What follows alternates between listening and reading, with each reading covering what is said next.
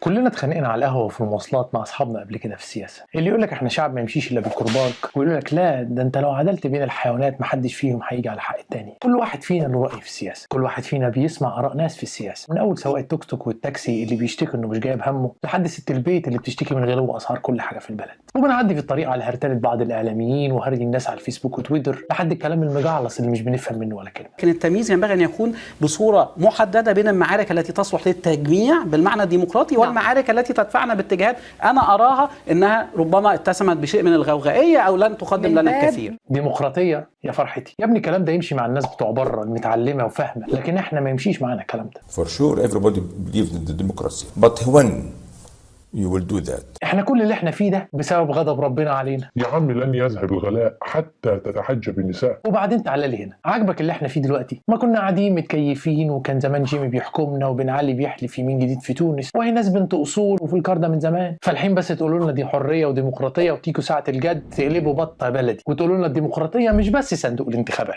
الشرطه بتضرب وبيتنططوا على الناس. طب وايه يعني؟ ما انتوا شفتوا الشرطه في امريكا، ده الست لما عدت الخط اللي الشرطه رسماه في المظاهرات نقلشوها. ايه يا جدعان، هي الشرطه المفروض تبقى كيوت وحنينه؟ هو ده التفتيش؟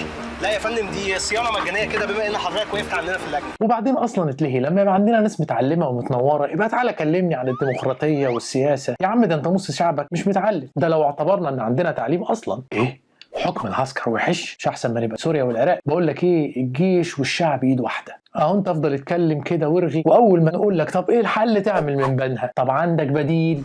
بتسمع الكلام ده او تقوله مبروك، انت كده بتتكلم في الفلسفه السياسيه او النظريه السياسيه. تخيل ان اللي انت بتقوله ده قالوا قبلك فلاسفه من اللي بنقرا اساميهم في الكتب او ندرسهم في المدرسه والجامعه وما بنفتكرش حد منهم بعد الامتحانات. يعني لو انت شايف ان هذا المجتمع لا يصلح للديمقراطيه، وان لو سيبناها عايمه كده كل واحد فينا هيروح يختار له واحد صاحبه وحبيبه مش اللي يعرف يمشي البلد ولا اللي عنده علم وخبره عشان يحكم، فانت كده افلاطون هذا العصر. ولو انت من اللي بيقولوا ان البلد دي عايزه ذكر يربط السايب ويشكم الناس بقى وكل واحد يعرف حدوده، وسيبك بقى من المعارضه والكلام ده، عايزين واحد مع سلطه مطلقه عشان يعرف يظبط البلد، فانت كده ماشي على خطى توماس هوبز. ولو انت شايف ان الثوره ما جابتش غير الخراب والدمار وكان المفروض نغير شويه شويه ونحافظ على المكتسبات اللي موجوده، يبقى انت كده بتفكر زي ادمن بروك، بتناهد مع ناس كتير ان مصلحه الناس ككل دي اهم حاجه في السياسه، وان القرار لازم لما يتخذ يكون لمصلحه كل الناس، وان الحاكم الحقيقي هو اراده الشعب، والحكام اللي موجودين هدفهم بس تطبيق الاراده دي. فجان جاك روسو كان عايز يعمل كده زيك بالظبط. كل الفلاسفه دول جزء صغير من فلاسفه كتير هنتكلم عنهم اكتر في الحلقات اللي جايه، بس مش بنفس اسلوب المدرسه،